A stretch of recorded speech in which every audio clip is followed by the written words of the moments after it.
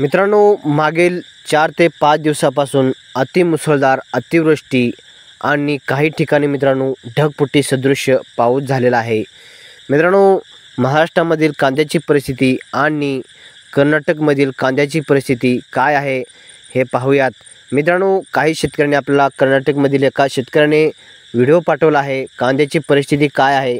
मित्रांनो, मागील 3 महिन्यापासून तिथं कांदा लागवड किंवा कांद्याचे बियाणे जे आहे ते पेरणी सुरू असते. त्या कांद्याची परिस्थिती काय आहे हेही पाहणार आहोत.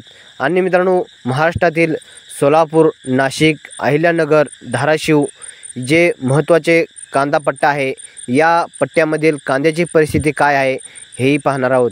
मित्रांनो, अत्यंत दयनीय अशी परिस्थिती सध्या पाहायला मिळते आहे. मित्रांनो, धाराशिवमधील जे भूमपरांडा, धाराशिव तालुका यामधील जे ओमराजे निंबाळकर आहेत, यांच्या माध्यमातून जे आपत्कालीन अशी पाण्यामध्ये जाऊन लोकांना वाचवण्यासाठी पाण्यात उतरलेले अशी परिस्थिती सध्या पाहायला मिळते आहे. मित्रांनो, ही परिस्थिती नाशिक, सोलापूर, धाराशिव, बीड या भागामध्ये भरपूर ठिकाणी पाहायला मिळते आहे. मित्रांनो, लातूर या साईडला सुद्धा भरपूर सारा पाऊस आहे. या पट्ट्यामध्ये मित्रांनो, जे आपण आता जिल्हे सांगितले, ह्या सर्व पट्ट्यामध्ये कांद्याचं उत्पादन घेतलं जातं.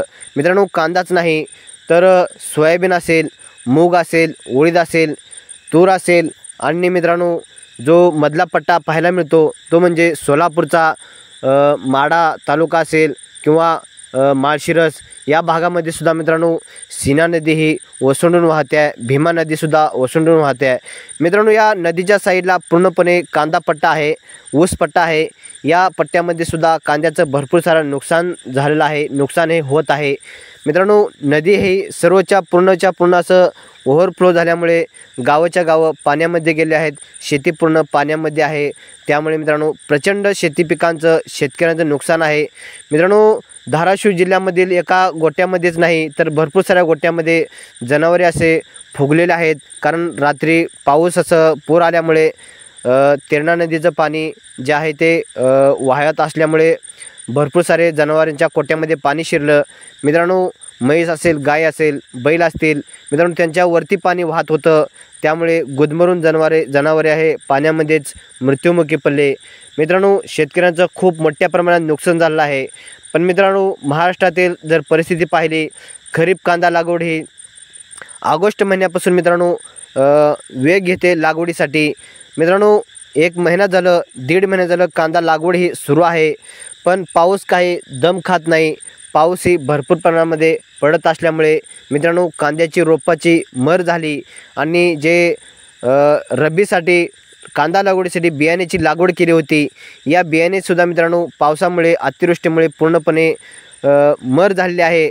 त्यामुळे मित्रांनो रब्बीमध्ये सुद्धा कांदा लागवड ही कमी होणार आहे. पण मित्रांनो, जे खरीपमध्ये कांदा लागवड केली होती त्याची अवस्था ही खूप दयनीय आहे. कारण काही ठिकाणी खरडून गेलेले आहेत, काही ठिकाणी मित्रांनो माती ही त्या कांद्याच्या वरती गेल्यामुळे कांदे पूर्णपणे आडवे झालेले आहेत. आणि मित्रांनो, काही शेतकऱ्यांचे जर कांदे 5 जरी उंच असली तरी त्याच्यावरती मित्रांनो पाऊस असल्यामुळे रोगराईचं प्रादुर्भाव जे आहे ते वाढलेला आहे.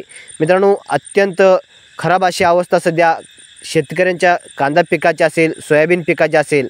मित्रांनो, काही शेतकऱ्यांचे तर सोयाबीन काढणीला आले होते, पण पूर्णपणे पाणी उभा राहिलं आहे. 3 ते 4 दिवस तर पाणी उभं राहिलं तर मित्रांनो सोयाबीनची अवस्था काय होईल आणि कांद्याची अवस्था काय होईल. मित्रांनो, अत्यंत क्रूर अशी सध्या शेतकऱ्यांना शेती पिकांचं पाहायला मिळतं आहे. मित्रांनो, काही शेतकऱ्यांच्या घरामध्ये, काही गावामधील घरामध्ये पाणी शिरल्यामुळे खूप अशी वाईट परिस्थिती आहे. मित्रांनो, काही ठिकाणी बचाव कार्य सरकारच्या माध्यमातून सुरू आहे. पण सरकार मित्रांनो काय देणार आहे. मित्रांनो, आपलं 1 रुपया नुकसान झालं तर त्यामधलं 5 पैसेसुद्धा सरकार नुकसान भरपाई देत नाही. मित्रांनो, 31 लाख शेतकऱ्यांचं नुकसान झाले आणि सरकार देते 2200 कोटी रुपये. किती येतील वाटणीला हो?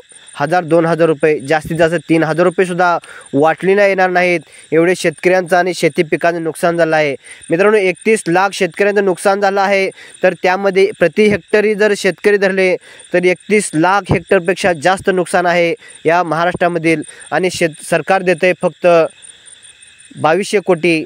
मित्रांनो, ही अत्यंत दयनीय अशी अवस्था पाहायला मिळते मित्रांनो।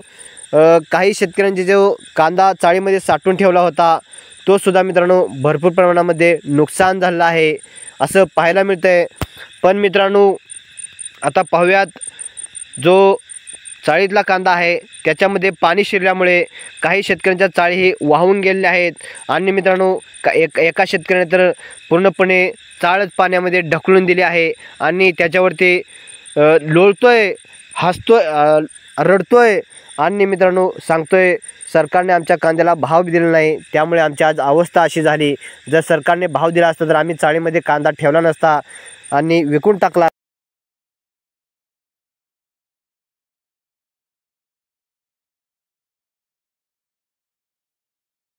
मित्रांनो याच्यावरून सांगू शकतो की खरीपमधील कांदासुद्धा नुकसान झालेलं आहे मित्रांनो। सोलापूर असेल, धाराशिव असेल, नाशिक असेल, अहिल्यानगर असेल, बीड असेल आणि लातूर साईडला सुद्धा मित्रांनो आणि संभाजीनगर साईडला सुद्धा कांदा भरपूर प्रमाणामध्ये घेतला जातो। धुळे जिल्हा जो आहे तो इथे सुद्धा कांदा भरपूर घेतला जातो, इथे सुद्धा कांद्याचं नुकसान आहे मित्रांनो। ही जी समोर जी परिस्थिती पाहताय ही परिस्थिती आहे कर्नाटक राज्यामधील मित्रांनो। जे चित्रदुर्ग आहे येथील ही घटना आहे, जे मित्रांनो या कांद्याला लागवड करून झाले 3 महिने पण याच्यावरती येतच नाही। कारण मित्रांनो जशी लागवड केली आहे तर तेव्हापासून जो पाऊस आहे त्याला वरती येऊ देत नाही। कारण मित्रांनो असे सुधारायला लागला की पाऊस येतोय एक आठवडा, त्यामुळे पाणी वाहत असल्यामुळे जमीन खरडून गेली आणि कांद्याची अवस्था ही आहे तशीच राहत आहे। कारण मित्रांनो दिवसेंदिवस सततचा पाऊस हा सुरूच आहे, त्यामुळे कांदा वरी येतच नाही मित्रांनो। ह्या कांद्याला 3 महिने जर लागवड करून होत असतील तर मित्रांनो कांदा वरी येईल कधी, कारण पाऊसच त्याचा बंद होत नाही। कारण मित्रांनो याला वरी आल्यानंतर पुन्हा रोगराई येणार आहे आणि पुन्हा सुधारायला आणखीन 2 महिने लागतील, कारण पाऊस आणखीन 1 महिनाभर पाऊस आहे। त्यामुळे मित्रांनो कर्नाटकमधील कांद्याची परिस्थिती ह्या एका शेतकऱ्याची अशी अवस्था आहे तर बाकीच्या शेतकऱ्यांची कशी अवस्था असेल मित्रांनो। याचा जो या शेतकऱ्याचा कांदा जो आहे तो 4 एकरपेक्षा जास्त कांदा आहे। हा शेतकरी कन्नड भाषेमधून बोलत होता, पण याच्यासोबत आपण हिंदीमधून संभाषण केलं आणि त्याच्याकडून मित्रांनो थोडक्यात माहिती घेतली। त्याचं म्हणणं असं होतं की या कांद्या लावून 3 महिने झालं तरी कांदा काही सुधरत नाही, कारण सततचा पाऊस आणि अतिवृष्टी होत असल्यामुळे कांदा हा सुधरत नाही मित्रांनो। या चित्रदुर्ग जो कांद्याचा पट्टा आहे याच्यामध्ये पूर्ण शेतकऱ्यांचं 60% जास्त नुकसान आहे असं या शेतकऱ्यांचं म्हणणं आहे। आणि जो 40% कांदा जो आहे तो जरी मोठा असला तरी पाऊस असल्यामुळे कांद्याचं हे क्वालिटी जे आहे ते खराब होत आहे, त्याचा गड्डा जो आहे तो खराब होतोय, नाचतोय असं या शेतकऱ्यांचं म्हणणं आहे। पण मित्रांनो सध्या मार्केटमध्ये जो कर्नाटकचा कांदा येतोय तो पूर्णपणे खराब येतोय, लो क्वालिटी येतोय। जो कांदा सध्या बाजारामध्ये त्याला भाव मिळतोय 1000-1100 रुपये, आज आपण त्याचा बाजारभाव पाहिला आहे। पण मित्रांनो येणाऱ्या पुढील काळामध्ये जर असं कांद्याचं नुकसान झाले तर बाजारभावाची परिस्थिती अत्यंत वाईट होईल। कारण आता जरी शेतकऱ्यांना कांदा रडत असला तरी पुढील काळामध्ये कांदा हा शेतकऱ्यांना हसू शकतो, एवढं कांद्याचं नुकसान आहे। पण मित्रांनो कांदा विकायचा का काय करायचे तुम्ही ठरवू शकता, कारण मित्रांनो कांद्याचं नुकसान आहे, त्यामुळे येणाऱ्या काळामध्ये कांदा बाजारभावामध्ये सुधारणा होण्याची शक्यता आहे। मित्रांनो याबद्दल तुम्हाला काय वाटतं कमेंटमध्ये नक्की